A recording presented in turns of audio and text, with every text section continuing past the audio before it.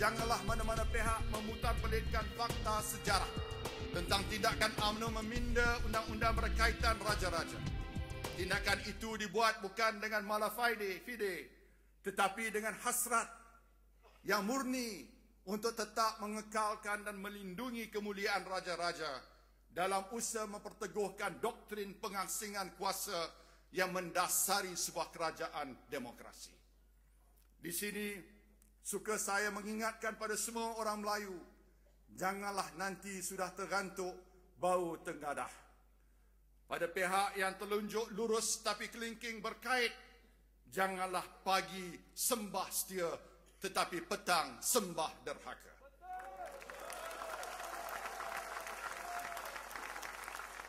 Saudara dan saudari, dengan segala cabaran nasional serta global sedang dan akan dihadapi, kita sudah tiada masa.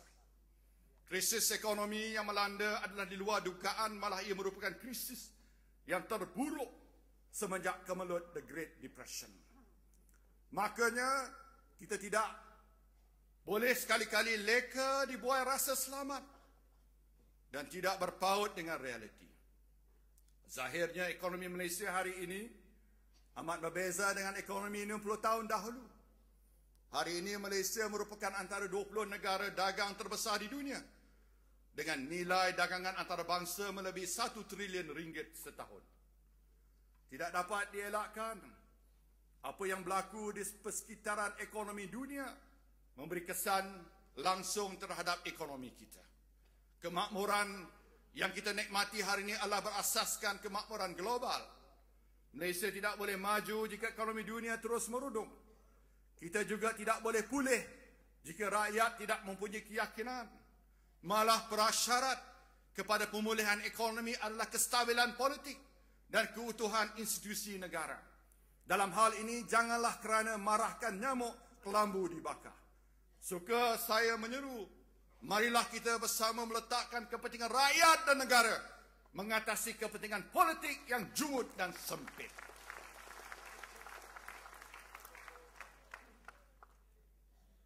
Saudara dan saudari, bahasa itu jiwa bangsa. Indahnya bunyi ungkapan. Di noktah ini saya ingin tegaskan bahawa kedaulatan bahasa Melayu akan tetap kita pertahankan walaupun apa yang terjadi. Namun begitu harus diingat, tanpa bangsa apa guna bahasa? Misalnya bahasa Latin telah hampir lenyap dan hanya hidup menjadi bahasa akademik di menara-menara gading serta istiadat dengan runtuhnya Empire Roman. Apatah lagi nasib bahasa Sanskrit, Inka dan Aztec yang mati dan tenggelam bersama bangsa penuturnya. Inilah nasib bahasa apabila bangsa penutur itu sendiri sudah tiada lagi.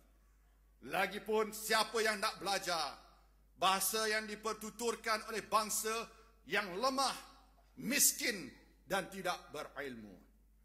Dengan demikian, kelangsungan sesuatu bahasa bergantung penuh kepada kemampanan bangsanya.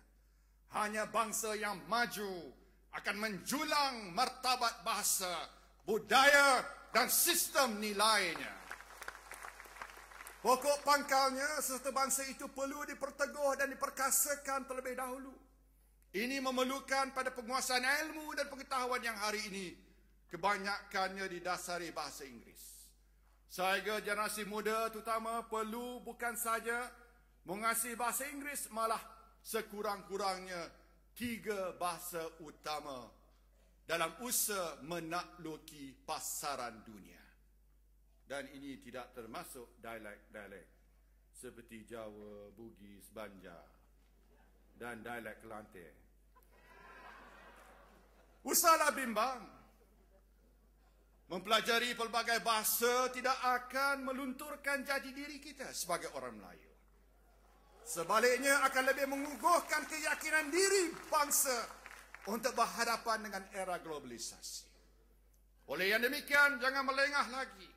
Hentikan selagak polemik yang tidak bermanfaat. Hentikanlah juga segala bentuk kerenah politik yang menjengkelkan.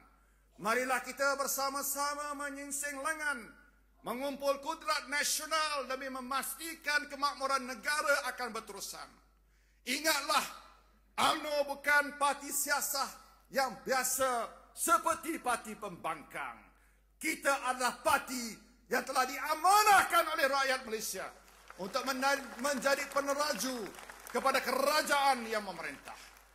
Kendati terak, sederap dan seiring, sejarah telah membuktikan bahawa maruah dan martabat bangsa telah berjaya diangkasakan.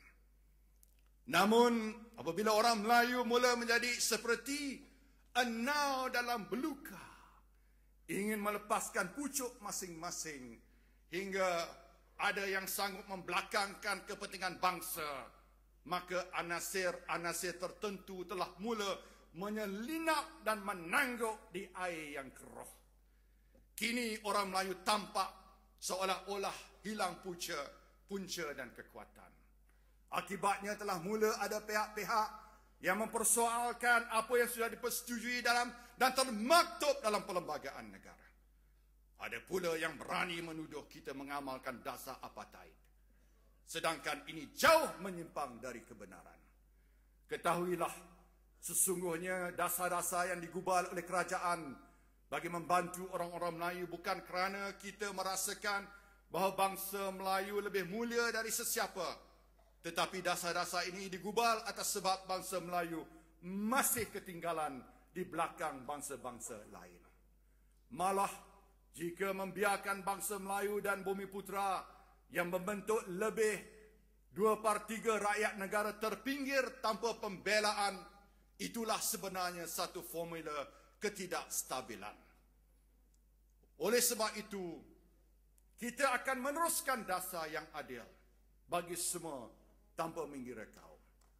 Kesimpulannya, untuk kekal lestari, UMNO mesti memenangi semula hati dan pemikiran orang Melayu. Jadinya, mau tidak mau, kita mesti berubah untuk kepentingan rakyat. Berubah dari sikap-sikap mazmumah kepada sikap-sikap mahmudah. Berubah daripada kurang mesra kepada lebih mesra. Daripada mementingkan diri kepada mementingkan rakyat. Daripada malas pada rajin kerja. Berubah daripada kurang berkhidmat kepada suka berkhidmat. Berubahlah. Jika tidak, kita akan rebah. Saudara dan saudari,